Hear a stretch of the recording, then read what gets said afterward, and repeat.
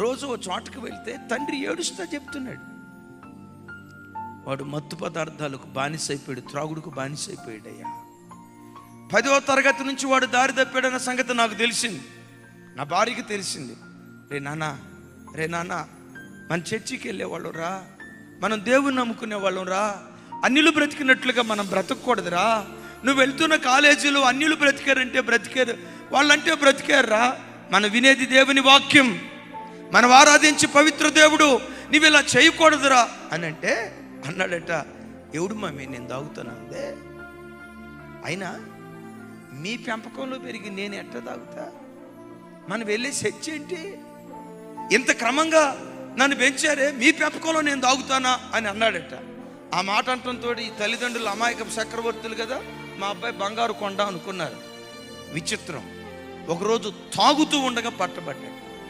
తండ్రి ఇంటికి తీసుకొచ్చి చెత్తగొట్టి తర్వాత కాళ్ళు గడ్డలు పట్టుకుంటే దేవుని శాపం వస్తుందిరా.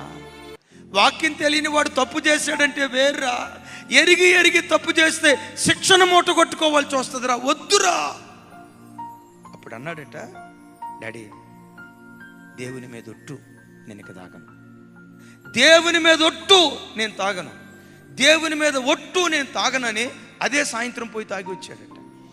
ఇలా 6 నెలల పాటు ఒట్లు ప్రమాణం చేసి, చేసిన ప్రమాణాన్ని బ్రద్దలు చేసి, ఒక్కగానొక్క కొడుకు బండి మీద వెళ్తా ఉన్నాడు.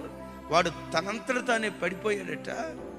2 కాళ్ళు ఫ్రాక్చర్ అయిపోయి ఈ తల వెళ్ళి నేల మీద తగిలితే దరిదాపుగా 1 వారం రోజుల పాటు కోమాలో ఉన్నాడు. ఆ తర్వాత కాలంలో తండ్రి కలిశాడు, అయ్యా మీ బాబు ఏం చేస్తున్నాడు, ఇంటర్మీడియట్ ఫస్ట్ ఇయర్తోనే వాడు చదువు అయిపోయిందయ్యా, నేను గవర్నమెంట్ ఉద్యోగస్తుని, కనీసం నా కడుపున పుట్టిన కొడుకు వాడు ఆఫీసర్ కాకపోయినా వాడి కాళ్ళ మీద వాడు బ్రతికితే చాలు అని అనుకున్నా. ఇప్పుడు వాడికి పెళ్ళయింది, 2 పిల్లలు. ఇప్పుడు పరిస్థితి ఏంటో తెలుసా, వాడికి పెళ్లి కాకమునుపు వాడిని ఒక్కడినే పోషించేవాడు. ఇప్పుడు వాడికి పెళ్ళైన తర్వాత 4 పోషించే బాధ్యత ఈ 60 సంవత్సరాల వయసులో నా మీద పడిందయ్యా. ఏడుస్తున్నాడు.